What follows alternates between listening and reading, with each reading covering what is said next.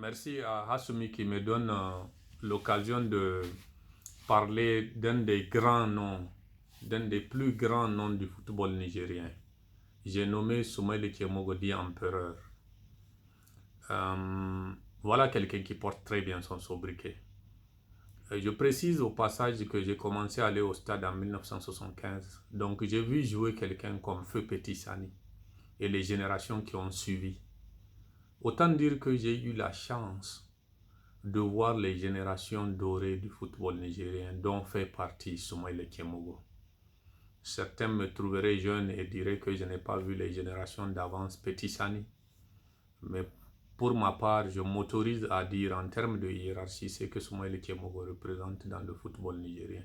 Pour moi, c'est autrefois, ou du moins aujourd'hui, on parle de défenseurs centraux. Mais moi, j'ai grandi à une époque où on parlait de libéraux et de stoppeurs. Pour moi, Soumaïla Kemogo, c'est le plus grand libéraux du football nigérien de tous les temps. Pour les raisons suivantes. Première chose, Soumaïla Kemogo, c'est un athlète, c'est un monstre physique, c'est un combattant, c'est un excellent jeu de tête, c'est quelqu'un qui est prêt à aller au charbon. Soumaïla Kemogo, c'est un sens tactique remarquable. C'est quelqu'un qui a une énorme capacité d'anticipation, qui lisait très bien le jeu et qui avait une relance fluide. Soumaïla Kemogo, c'est un mental d'acier.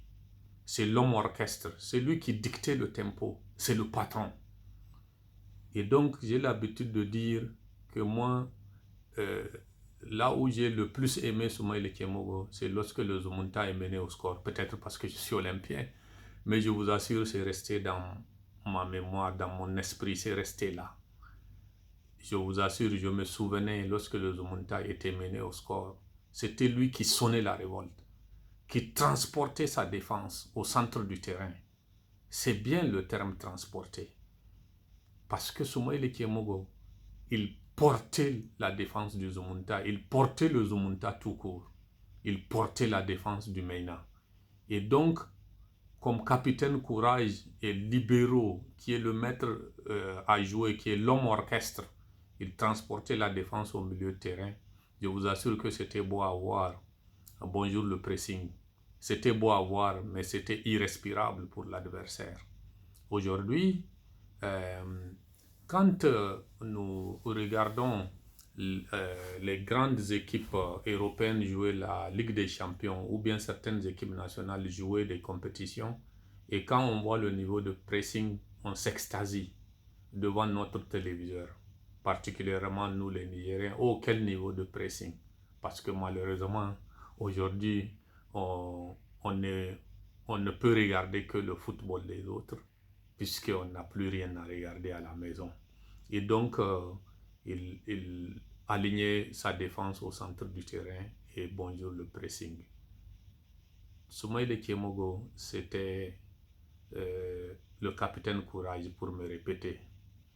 Et je dois dire que Soumaïla n'a qu'un défaut. C'est le seul défaut que Soumaïla a, c'est qu'il n'a pas pris une licence à l'Olympique. Mais moi, pour ma part, j'ai juste un regret, mais un gros regret. C'est le fait qu'il n'ait pas eu l'opportunité d'avoir le rayonnement international ou la carrière internationale qu'autorisait son talent. Mais là, il n'est pas seul.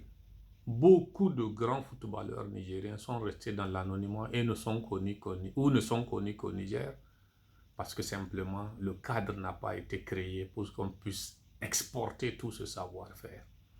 Quand j'y pense, c'est tristesse infinie. C'est tristesse infinie. Je suis convaincu que si Soumaïla Kemogo avait tiré une autre nationalité, je ne fais pas injure aux Nigériens, mais s'il avait tiré une autre nationalité, il aurait été mondialement connu. J'en suis convaincu.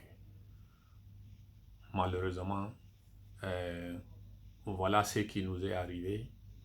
Mais plus grave encore, c'est que quand Soumaïla jouait et ses contemporains, je pensais que c'était quelque chose de définitivement acquis, le niveau qu'on avait.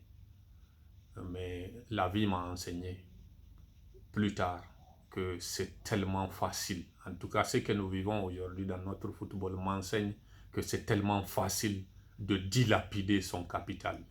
Voilà ce qui nous arrive.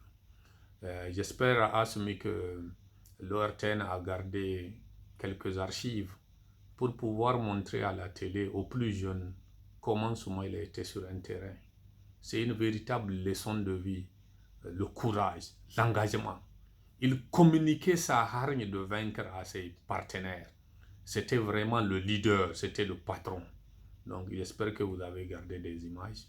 Et merci aussi à Soumi pour cette émission, parce qu'il faut qu'on les célèbre, même si réellement on peut avoir le regret d'être passé à côté de quelque chose de grand, parce que ce sont des gens qui méritaient mieux que ce qu'ils ont montré sur le plan du football. Encore une fois, merci de les célébrer. Célébrons-les de leur vivant. Je préfère. Célébrons-les de leur vivant. Merci encore une fois.